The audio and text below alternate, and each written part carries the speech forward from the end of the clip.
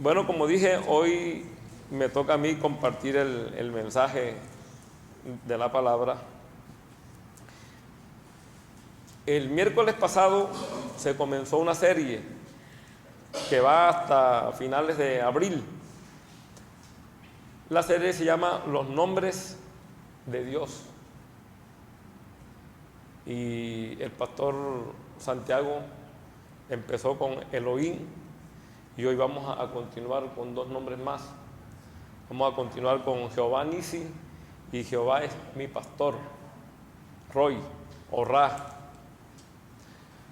Los nombres, como decía el pastor el miércoles pasado, tenían un significado en la antigüedad. Cuando un padre le ponía el nombre a un hijo, eso ya llevaba un significado. El otro día estaba yo buscando sobre eso, una vez estaba indagando sobre mi nombre, Aníbal, y encontré, no en la Biblia, porque no está ahí en la Biblia, pero encontré que era protegido de Baal. Protegido. Algunos dijeron, uy, una vez que estábamos en una reunión, en una conferencia, y estábamos con unos hermanitos de estas iglesias que son a veces extremistas, ¿verdad? Yo les dije eso, y saltó un hermano, uy, hermano, quítese ese nombre. ¿Usted cómo hace con ese protegido de Baal? Y mire, yo estoy seguro que a mí no me pusieron ese nombre porque era protegido de Baal. Yo siento y estoy muy seguro que yo soy protegido de Jehová, de los ejércitos. Así que ahí quedó el asunto. Cuando el Señor Jesús vino, le cambió el nombre a varios de sus discípulos. A Simón le puso Pedro, era como una piedra o una pequeña piedra, una roca impenetrable. A Juan y Jacobo, los hijos de Zebedeo, los llamó Boanerges, que significaba hijos del trueno. Eran violentos y sin amor.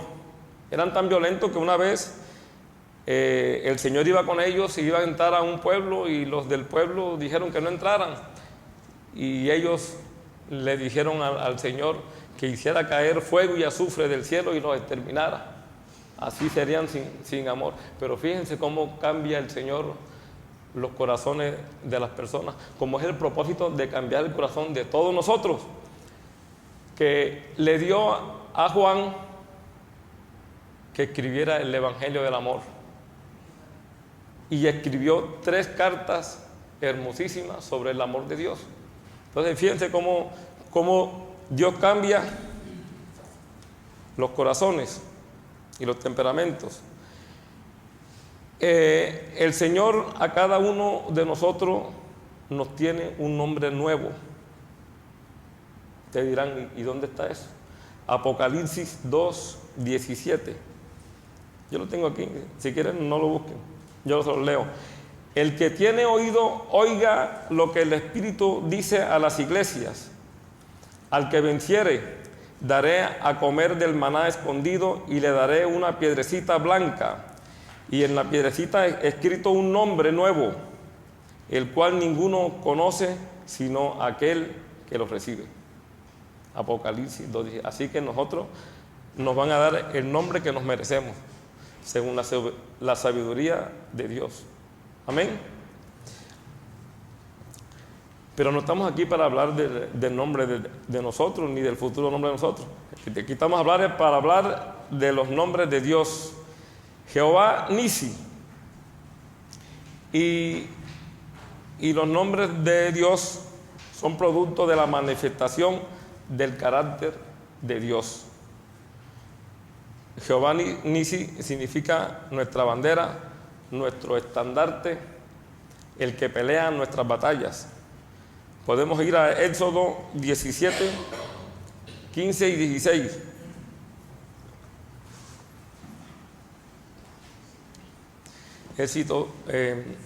Éxodo 17, 15 y 16.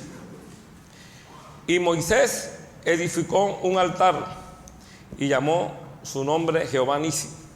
Y dijo: por cuanto la mano de Amalec se levantó contra el trono de Jehová, Jehová tendrá guerra contra Amalec de generación en generación. Los ejércitos en esos tiempos, o en todo tiempo, se identificaban por sus banderas. Era un símbolo. Cuando, por ejemplo, nosotros vemos, a mí que me gusta ver mucho History Channel, y vemos tomas así de la Primera y la Segunda Guerra Mundial, en esas guerras convencionales, ¿no? Porque ahorita, si hubiera una Tercera Guerra Mundial, ya no mandarían gente con banderas, sino que picha un botón y debajo de la tierra sale un asunto que se llama un misil, y ya va direccionado a un país. Entonces vemos que la gente iba con sus banderas y la bandera iba delante. Para donde iba el que llevaba esa bandera, para allí iba el ejército. Si iba para la izquierda, para el occidente, para el oriente, para el norte, allí iban ellos atrás. Estaban guiados por esa bandera. El pueblo de Dios, en esta época que estamos hablando en Éxodo, en esa época no tenía un ejército entrenado. Ustedes recordarán que el pueblo de Dios estuvo sometido como esclavo en Egipto, y ellos no tenían una programación. Ellos no existían como nación. Dentro, ellos sabían que eran el pueblo de Dios, pero no funcionaban como el pueblo de Dios porque ellos eran esclavos. Ellos no estaban entrenados para la guerra. Ellos lo que eran esclavos, y lo que hacían era obedecer al faraón.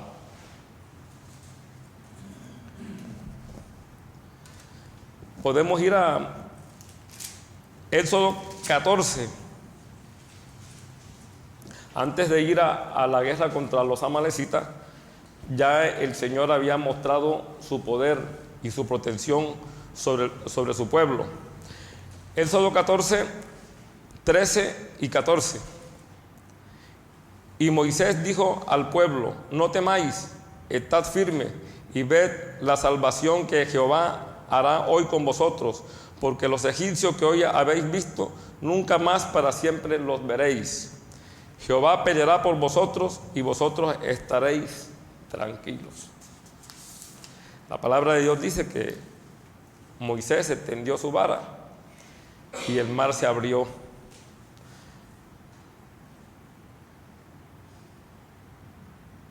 En forma sobrenatural. Ese es el Dios que tenemos, nuestra bandera, el que pelea por nosotros.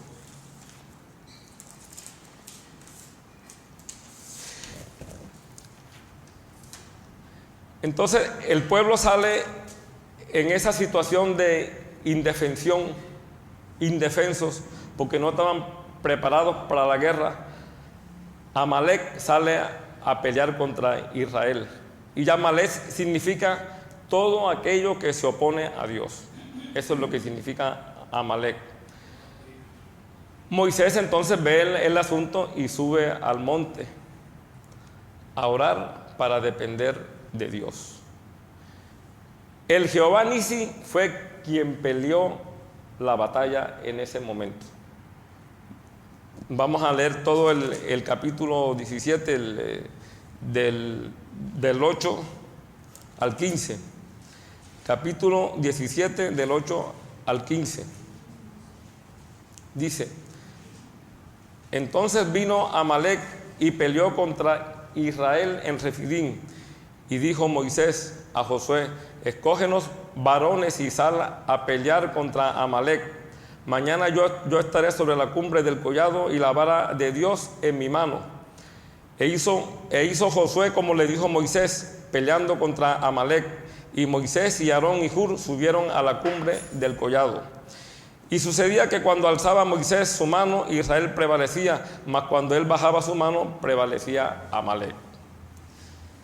Y las manos de Moisés se cansaban, por lo que tomaron una piedra y la pusieron debajo de él, y se sentó sobre ella, y Aarón y Hur sostenían sus manos, el uno de un lado y el otro de otro. Así hubo en sus manos firmeza hasta que se puso el sol. Y Josué deshizo a Amalec y a su pueblo a filo de espada. Y Jehová dijo a Moisés: escribe esto para memoria en un libro, y di a Josué que raeré del todo la memoria de Amalec de debajo del cielo. Y Moisés edificó un altar y llamó su nombre Jehová Nisi. Y dijo: por cuanto la mano de Amalec se levantó contra el trono de Jehová, Jehová tendrá guerra con Amalec de generación en generación. Y la guerra continuó. Ustedes se acordarán que por no cumplir Saúl con exterminar a los amalecitas, fue destronado. Entonces Dios le dio una victoria a los israelitas, a su pueblo, donde ellos nunca habían peleado y donde no tenían experiencia de guerra. El Señor es el que pelea nuestras batallas. Amén.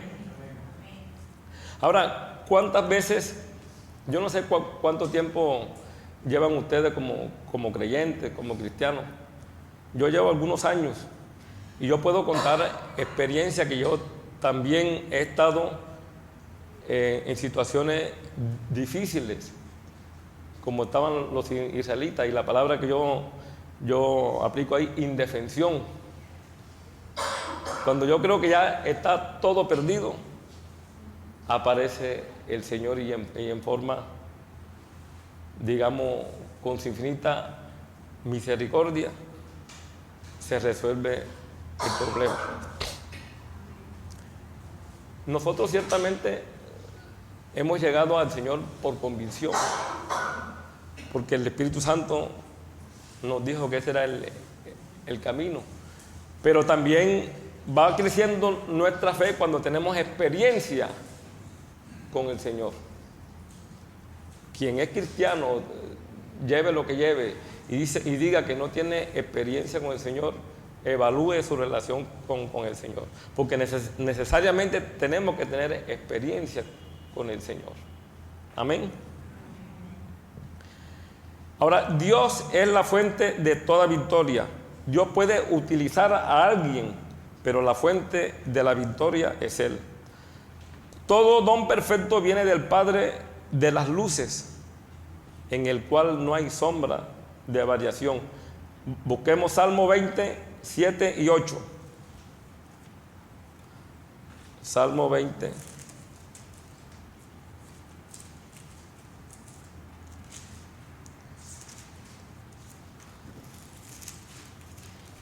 Versículos 7 y 8. Dice: estos confían en carros y aquellos en caballos, mas nosotros del nombre de Jehová nuestro Dios tendremos memoria. Ellos flaquean y caen, mas nosotros nos levantamos y estamos en pie.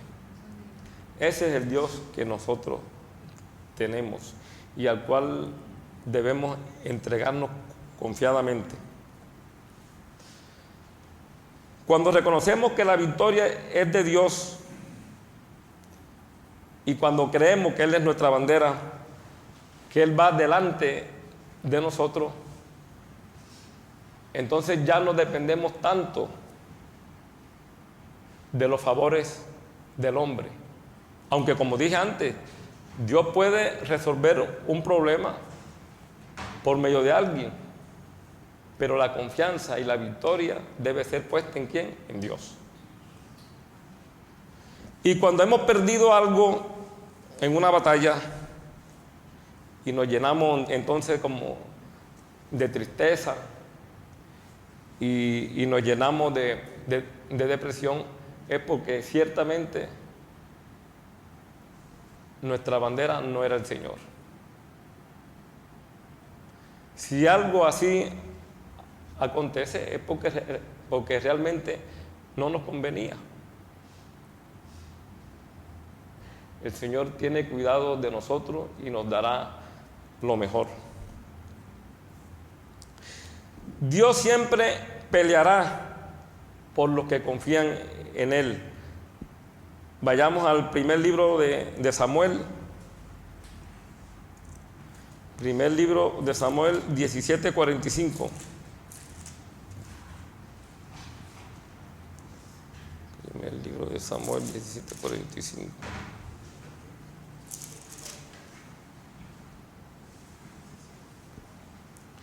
Dice la palabra: entonces dijo David al filisteo: tú vienes a mí con espada y lanza y jabalina, mas yo vengo a ti en el nombre de Jehová de los ejércitos, el Dios de los escuadrones de Israel, a quien tú has provocado. La victoria de David contra el gigante Goliat. Ahora, ¿cómo sé yo que tengo a Dios como mi bandera, como mi estandarte, como el que pelean mis batallas? Simplemente porque debe existir en mí paz, debe sentir en mí júbilo. No estoy diciendo que no tengamos problemas y que los cristianos no tenemos problemas. El Señor Jesucristo dijo: en el mundo tendréis aflicción, pero confiad en mí, yo he vencido al mundo. Entonces, si tenemos algo en nuestra vida que resolver, pongamos esa carga en el Señor y vivamos quieta y reposadamente como Él quiere. Amén.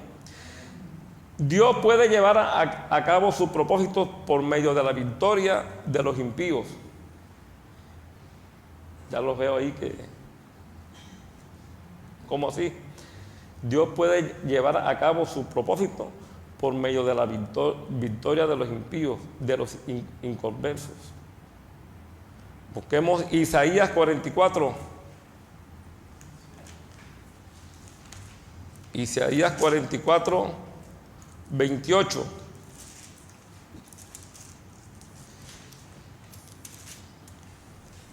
Y aquí nos vamos a remontar al imperio babilónico, cuando fue vencido por los medos persas. Apareció un personaje que se llamaba Ciro, al cual el Señor llama su pastor. Isaías 44, 28 dice: ¿qué dice de Ciro? Es mi pastor y cumplirá todo lo que yo quiero. Al decir a Jerusalén: serás edificada, y al templo serás fundado. Ciro ciertamente era un medo persa y Dios lo utilizó. Isaías escribió esto 200 años antes que Ciro naciera. La omnisciencia, la omnipresencia y la presencia de Dios, que sabe lo que va a acontecer dentro de 100, 200, 500, 1000 años. Dios llama a Ciro su pastor, su ungido. Lo utiliza para los propósitos de su pueblo. Ciro ciertamente permitió que Jerusalén fuera reconstruida, lo mismo que el templo. Como dije antes, Isaías escribió esto 200 años antes que naciera Ciro.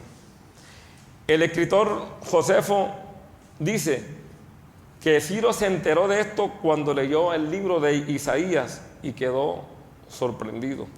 Pero la palabra también dice que Ciro no conoció al Señor. Vayamos a Isaías 45, del 1 al 7.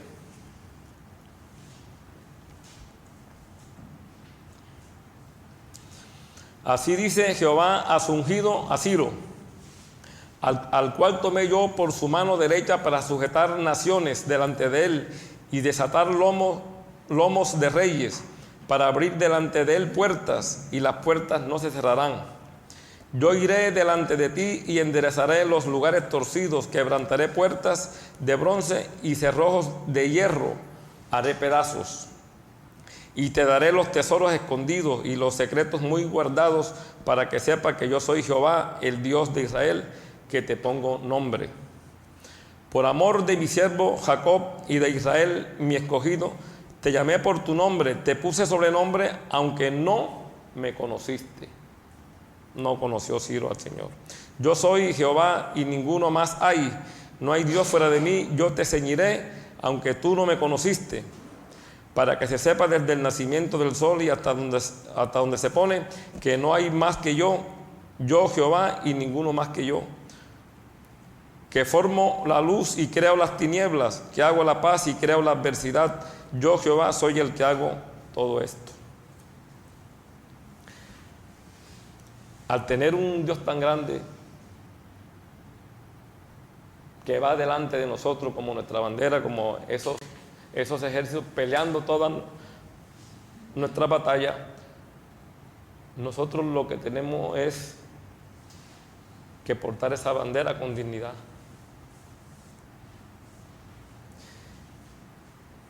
Y la mejor muestra de dignidad que podemos tener ante el Señor es la obediencia. Dios premia nuestra obediencia. Primera de Crónicas 22:13. Primera de Crónicas 22:13.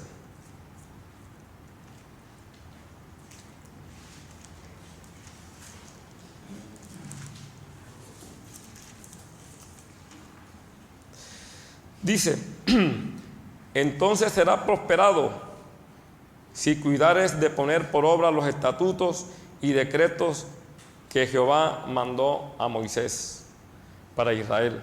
Esfuérzate pues y cobra ánimo, no temas ni desmaye. Entonces hay una recompensa de la obediencia.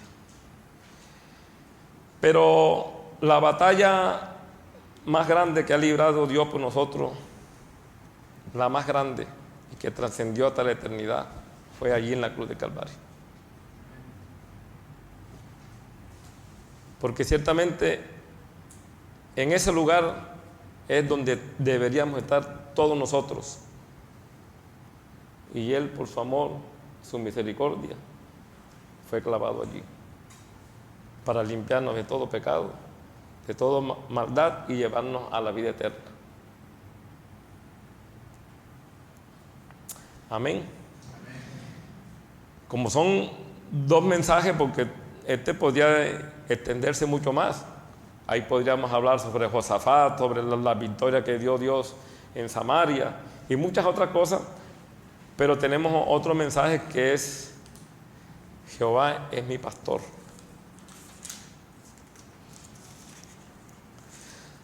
Padre, te damos gracias, Señor, por esta palabra, oh bendito Dios. Nosotros te damos gracias, Señor, porque tú te has manifestado, Señor, a través de los tiempos, a tu pueblo, bendito Dios. Te manifestaste ayer y hoy y por los siglos de los siglos, porque tú eres el mismo, Señor, ayer y por siempre, bendito Dios. Nosotros te damos gracias, Señor, porque también te hiciste como uno de nosotros, Señor, para morir en esa cruz y darnos la salvación, Señor. Gracias en el nombre de Jesús. Entonces, Jehová es mi pastor, Jehová Roy o Jehová Ra. Vamos a buscar el Evangelio según San Juan, capítulo 10,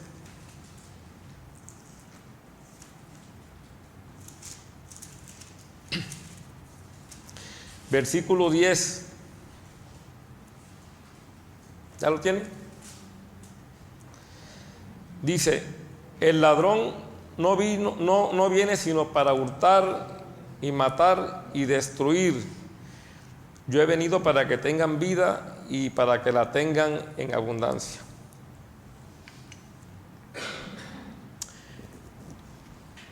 Normalmente se ha cogido este versículo comúnmente y se dice que aquí que el ladrón que viene a robar y a matar y destruir es Satanás. Y sí, y Satanás vino a eso. Pero en el contexto de esta escritura no es Satanás a quien se refiere el Señor Jesucristo. Satanás vino a eso también y a hacer muchas cosas más maldades. Pero aquí se está refiriendo a otras personas. Vamos a leer capítulo 10, 1. De cierto os digo, el que no entra por la puerta en el redil de las ovejas, sino que sube por otra parte, ese es ladrón y salteador. Mas el que entra por la puerta, el pastor de las ovejas es. A este abre el portero, y las ovejas oyen su voz, y a sus ovejas llama por su nombre y las saca. Y cuando ha sacado fuera todas las propias, va delante de ella, y las ovejas le siguen, porque conocen su voz. Mas al extraño no seguirán, sino que huirán de él, porque no conocen la voz de los extraños. Esta alegoría les dijo Jesús, pero ellos no entendieron qué era lo que les decía. Hay un título que dice: Jesús, el buen pastor. Volvió pues Jesús a decirles: de cierto os digo, yo soy la puerta de las ovejas. Todos los que antes de mí vinieron, ladrones son y salteadores, pero no los oyeron las ovejas. Ese versículo 8 es clave para entender lo que dice allí. Vuelvo y repito el 8. Todos los que antes de mí vinieron, ladrones son y salteadores, pero no los oyeron las ovejas. Ciertamente había muchos líderes en Israel, habían venido, pero al pueblo no habían enseñado a tener una relación con Dios. Habían dos grandes conceptos religiosos, los fariseos y los saduceos, pero más bien llevaban una vida religiosa. Cuando el Señor Jesús vino y conforma el grupo de los apóstoles, tienen ellos que decirles: enséñanos a orar, porque ni siquiera eso habían enseñado al pueblo de Israel. Y había grupos violentos independentistas. Y Jesús nada tenía que ver con la violencia. Nada tenía que ver con coger las armas y derrotar al imperio romano. Entre ellos el Señor Jesús, pues él tuvo a uno de sus discípulos, a Simón el celote, y eran hombres sanguinarios. Y podíamos decir que los celotes tenían un pensamiento: que todo el que trabajara para el imperio romano en Israel lo mataban. Y mire cómo Dios hace reconciliación entre el grupo, porque había un hombre que era cobrador de impuestos, y de ellos ninguno gustaba en Israel, Mateo. Y en la Biblia no nos dice que Simón el celote y Mateo se estaban peleando. Entonces, a todo esto es que se está refiriendo el Señor Jesús cuando dice que el ladrón no viene sino para hurtar, matar y destruir. Yo he venido para que tengan vida y para que la tengan en abundancia. Porque también un mal mensaje, un mensaje no correcto, como se está dando actualmente en muchas iglesias, no llevan a la salvación a nadie. Un mensaje que no contenga el arrepentimiento y el convertirse de verdad, lo mandan es al infierno. Esa es una realidad, eso es lo que está aconteciendo en estos últimos tiempos. Pedro dice que hubo falsos maestros, como habrá falsos profetas. Y estamos en un tiempo de falsos profetas y de falsos maestros también.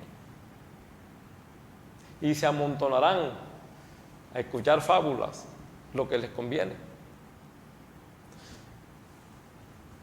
Debemos dar gracias porque tenemos iglesias como Calvary Chapel, que se preocupe en dar un mensaje de salvación, de tocar el corazón de las personas para que cambien su camino. Ese es el propósito de una iglesia. Ese es el propósito del buen pastor y del buen líder. Conducir a las ovejas por donde debe ser. Continuamos. 11. Yo soy el buen pastor su vida da por las ovejas. Mas el asalariado y que no es el pastor, de quien no son propias las ovejas, ve venir al lobo y deja las ovejas y huye, y el lobo arrebata las ovejas y las dispersa. Así que el asalariado huye, porque es asalariado y no les importa las ovejas. Yo soy el buen pastor y conozco mis ovejas y las mías me conocen. Así como el Padre me conoce y yo conozco al Padre y pongo mi vida por las ovejas. También tengo otras ovejas que no son de este redil. Aquellas también debo traer y oirán mi voz, y habrá un rebaño y un pastor. Por eso me ama el Padre, porque yo pongo mi vida para volverla a tomar. Nadie me la quita, sino que yo de mí mismo la pongo. Tengo poder para ponerla y tengo poder para volverla a tomar. Este mandamiento recibí de mi Padre. El oficio de pastor en esos tiempos, en Israel y en el Oriente, era muy común. Pero como dice aquí el Señor, habían unos asalariados que no le importaba sino que el salario. Y habían otros que ciertamente daban su vida por las ovejas. Él fue el ejemplo de eso, al dar su vida por todos nosotros.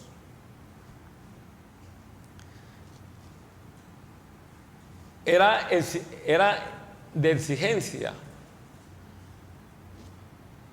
el oficio de pastor.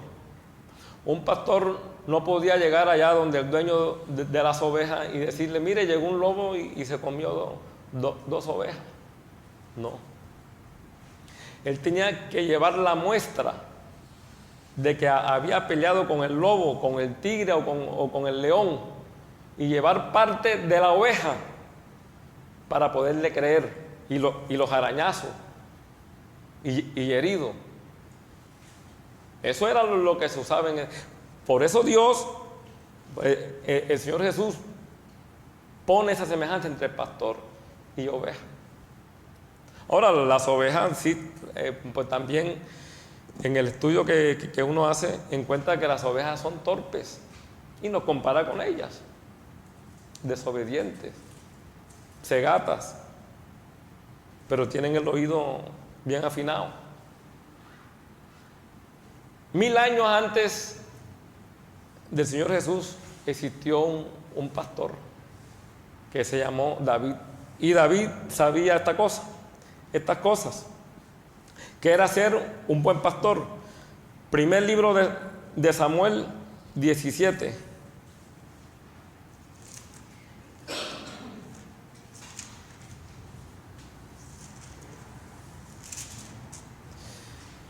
Del 32 al 37. Del 32 al 37. ¿Ya lo tienen? Y dijo, estábamos hablando del oficio de pastor, cómo tenía que pelear con el lobo y con las demás bestias del campo, ¿no? Y dijo David a Saúl: no desmaye el corazón de ninguno a causa de él. Tu siervo irá y peleará con este filisteo. Dijo Saúl a David: no podrás tú ir contra aquel filisteo para pelear con él, porque tú eres muchacho y él un hombre de guerra desde su juventud. David respondió a Saúl: tu siervo era pastor de las ovejas de su padre, y cuando venía un león o un oso y tomaba algún cordero de la manada, salía yo tras él y lo hería y lo libraba de su boca, y si se levantaba contra mí, yo le echaba mano de la quijada y lo hería y lo mataba. fuese león, fuese oso, tu siervo lo mataba, y este filisteo incircunciso será como uno de ellos, porque ha provocado al ejército del Dios viviente. Añadió David: Jehová, que me ha librado de las garras del león y de las garras del oso, él también me librará de las manos de este filisteo. Y dijo Saúl a David: ve, y Jehová esté contigo. Entonces David sabía lo que era ser pastor. David peleaba con allí como dice, con osos, con lobos, y no se dejaba quitar las ovejas. Por eso David escribió el Salmo 23, porque él se sintió pastoreado. Salmo 23.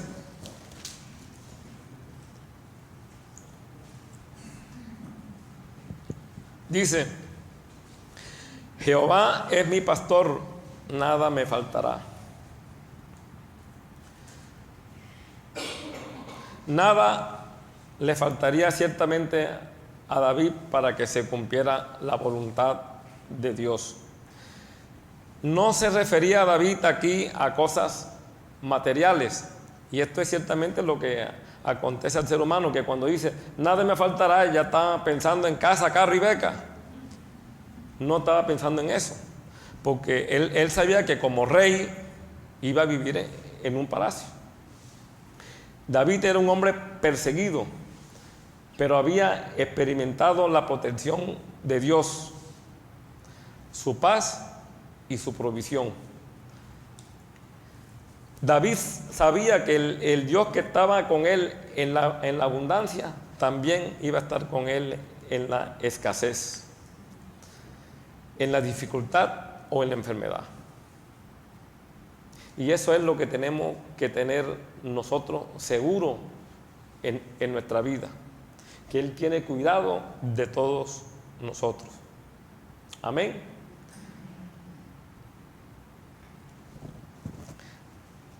Dos, en lugares de delicados pastos me hará descansar, junto a aguas de reposo me pastoreará. En lugares de delicados pastos me hará descansar. Sí, y junto a corrientes de aguas, junto a aguas de reposo. Hay una cosa que estudiando yo sobre las ovejas no pueden ver agua que corre porque se asustan. También nosotros. Y por eso es que nos compara con... Nosotros no podemos ver que el cielo se puso oscuro, negro, ya nos asustamos. Viene la tempestad. David las llevaba a las ovejas entonces a aguas de ¿qué? De reposo. Dios también así nos lleva. Vuelvo y digo, por eso escribió él el Salmo 23. Porque él se sentía pastor. Lo que él hacía con las ovejas, sentía que Dios lo hacía con él.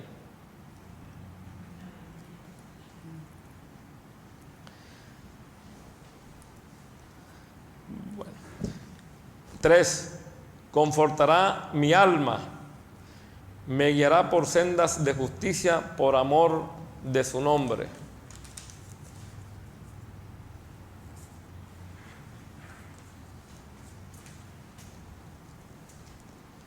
Dice, confortará mi alma. No dice, confortará mi cuerpo, sino mi alma, donde están las emociones, donde están las decisiones.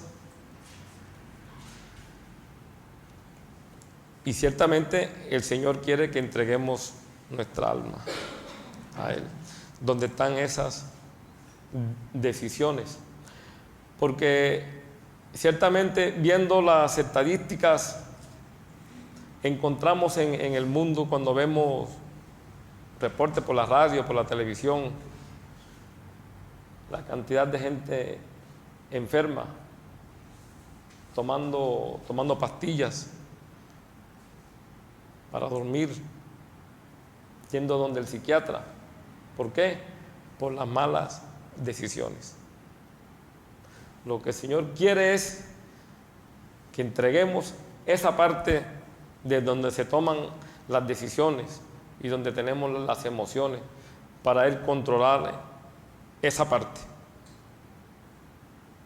y vivir quieta y reposadamente, como dice Él.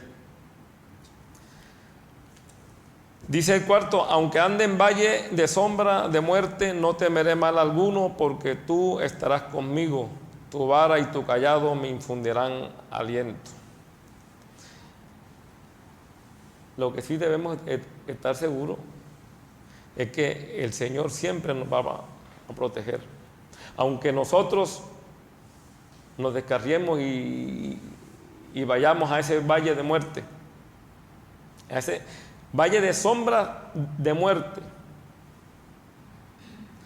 David estaba seguro y había experimentado que en toda situación por la que había pasado, Dios había estado con él. Esta palabra tiene validez para esta época. Busquemos Romanos 8, 35 al 39.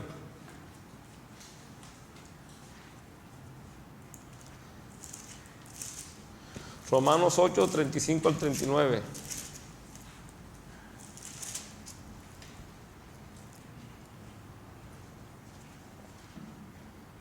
Dice: ¿quién nos separará del amor de Cristo? ¿Tribulación o angustia, o persecución, o hambre, o desnudez, o peligro, o espada? Como está escrito: por causa de ti somos muertos todo el tiempo, somos contados como ovejas de matadero. Antes, en todas estas cosas somos más que vencedores por medio de aquel que nos amó. Por lo cual estoy seguro de que ni la muerte, ni la vida, ni ángeles, ni principados, ni potestades, ni lo presente, ni lo porvenir, ni lo alto, ni lo profundo, ni ninguna otra cosa creada nos podrá separar del amor de Dios que es en Cristo Jesús, Señor nuestro. ¿Qué más palabras podemos tener nosotros que nos lleguen de paz y de regocijo que esta? Apropiémonos de la palabra. 5 del Salmo 23, ya para terminar. Adereza mesa delante de mí en presencia de mis angustiadores, unge mi cabeza con aceite, mi copa está rebosando. Uno se pregunta: ¿quién tiene ganas de comer en medio de la angustia o de la tribulación o en medio o que lo vengan persiguiendo? Pero Él es nuestra paz, nuestra tranquilidad. Cuando ponemos nuestro problema y las cargas en el Señor y hemos descansado en Él, esto es lo que acontece, que tendremos paz en nosotros. En una sola palabra, nos sentimos pastoreados por el Señor.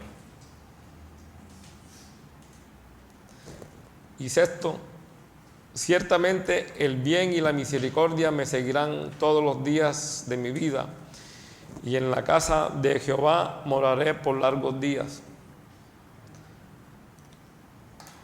Por largos días puede significar la eternidad. El mensaje anterior terminó en que la batalla más grande que tuvo él fue allí en la cruz del Calvario, donde nos dio la libertad, donde nos dio la salvación, vida eterna. Y en este mensaje del buen pastor también termina en la cruz. Porque el siervo sufriente que nos muestra Isaías 53 iba encaminado allí a la cruz por nosotros. Moraré por largos días, por toda una eternidad. No hubo otra forma de que nosotros pasáramos a morar por largos días en la eternidad sin el sacrificio perfecto de Dios, del Señor Jesús, ahí en la cruz del Calvario. Eso era lo que el Señor me había dado hoy para compartir con ustedes en estos dos nombres, Jehová Nisi y Jehová es mi pastor. Padre, te damos gracias, Señor, por este tiempo, bendito Dios. Nosotros te damos gracias, Señor, al escuchar, al escudriñar tu palabra, bendito Dios, y todo ese sacrificio que tú hiciste, Señor, dejar tu gloria allá, Señor, tu comodidad allá en el cielo, para morir, Señor, por nosotros, bendito Dios, y darnos vida eterna. En esta noche, Señor, yo te pido, Señor, puesto de acuerdo con mis hermanos, Señor, por la congregación que tú compraste a precio de sangre, que te lleves toda enfermedad, Señor, de los aquí presentes y de los que no están, oh bendito Dios, y que esa paz, Señor, que sobrepasa todo entendimiento, Señor, repose, bendito Dios, en nuestra vida, Señor, y podamos vivir quieta y reposadamente como tú dices, Padre. En el nombre de Jesús nosotros te damos gracias, Señor, en esta noche. Amén y amén.